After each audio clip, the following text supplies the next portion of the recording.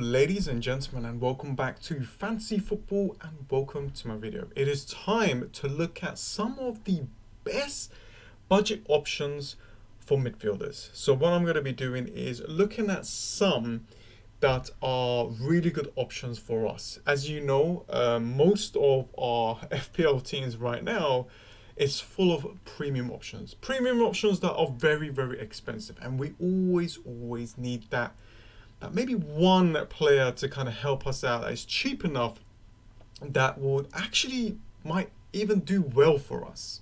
And you know, as for Leeds and West Brom and Fulham, basically I want to create a video just for those teams. So I need to do my research before I give you guys any advice on those players.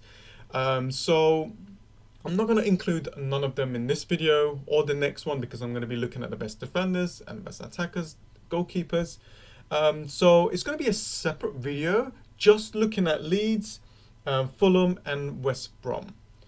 So I'm going to sit down, do my research and try my best to give you guys the best options from those teams. Okay? Anyways, guys, if you like this kind of stuff, subscribe if you're new and smash that like button. So here we go. So I got 5 players for you that are 6.5 and below. There is a lot of options, so I thought I'll give you guys some to kind of think about. And there are some situations that we need to think about as well before we, add them to our teams. And of course, it's still early stages. I have to repeat that because I'm pretty sure that our teams are always going to change. Okay, so first up, let's look at Adama Ori. That is 6.5 and Jota. So basically what I'm going to do right now is just compare them. They're both 6.5 and these stats are from Fantasy Football Hub. If you want to become a membership in their website, there'll be a link in the description below.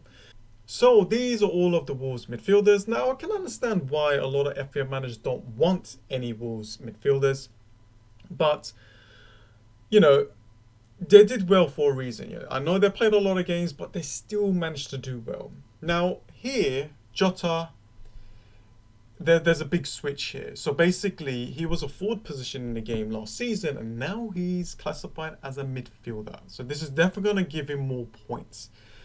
But last season, he shot 69 shots. So let's just say, yeah, okay, cool. All the way from game week 1 to game week 38. That's what I wanted to see.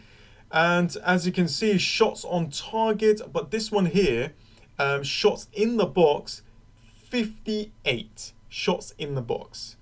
And as you can see, Ori here with only 23. So you can see the fact, like in stats, that Jota is more further up and is more in the box, trying to score and being at the right place at the right time. So let's look at the crosses, and this is where you can identify like what player does what. They're both on 6.5, but Adama Ori here with 183 total crosses. Jota with only 38. I know that the successful cross for Adama here with only 44, so it's quite low considering how much he crosses, but that's still good to me. And he's going to be crossing it in and he's going to be trying finding Jota or Raul Jimenez. So I think both of these players are very, very good. I think Jota, because his position has changed, maybe might be slightly better, but we will see. We will see. Because of this change, it's going to make him get more points, basically. So we'll see how that goes. And but I think both of these players are very good. Foden, Manchester City player. Now, the fixtures aren't announced, and we don't know if they're going to play in Game Week 1. They probably will, because they've got a decent amount of rest that they're going to be having anyway before the Premier League starts.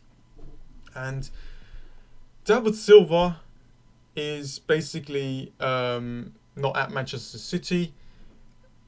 at the beginning of the season. So this means that Phil Foden will have more chance to play. He actually played quite a lot of games at the end of the season, and he actually done really well with 5 goals and 2 assists. And being at this price tag of 6.5, I think this season will be his proper breakthrough where he's going to be playing a lot more games.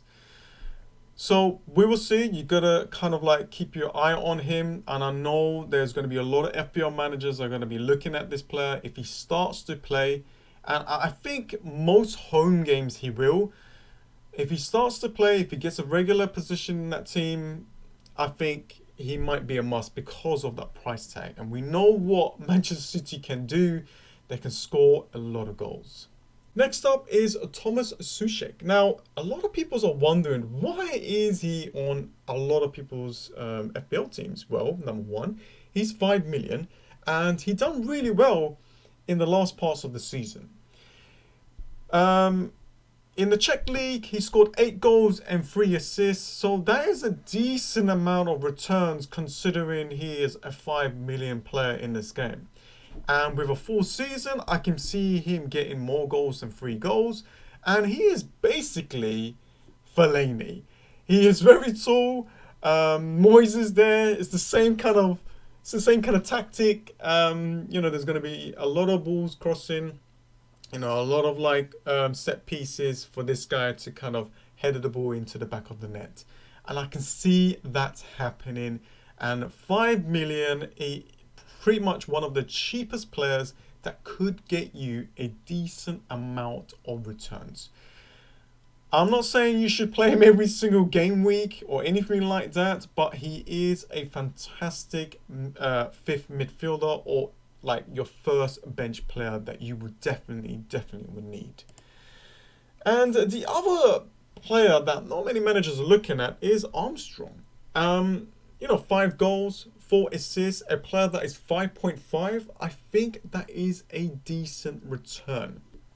If he gets a little bit more, 5.5 is a steal. Only, you can see that, like the really low ownership. Not many managers are going to be looking at him. And if Southampton's fixtures are very good, then I might need to get a Southampton player. Ings is now 8.5, so it's a little bit more expensive, and this is kind of like the way to get a Southampton player. He plays a little bit more further up as well, so definitely he is on my radar. So yeah, those were some of the players. Now I wanted to give you guys a few other mentions as well. It's Greenwood. Now, I know that he's not 6.5, and I know this video is about 6.5 and below, but his price tag, 7.5, if he continues to play, he is a bargain. I have to mention that he is a bargain. And obviously there's other players here like Mount that could do well. You know, Chelsea has got a really good team right now. As long as they'll be able to gel, I think it could work out for a lot of their players, and we could be looking at all of those, you know, Chelsea assets in the next coming weeks. So we will see. I'm just scrolling through here. Lana, I mean, he's just an injury-prone player. Bowen, a player that I mentioned or looked at before, 1 goal, 4 assists, is a little bit more expensive than Sushek here, 6.5. Could bring into your team, that could do well. You got to watch out for this kid. And there's a lot of other players, guys. I don't want to go through every single player here. And, you know, even... Let's move on.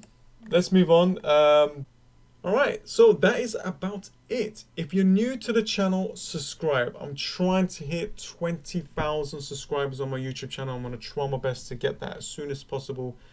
And I need your help.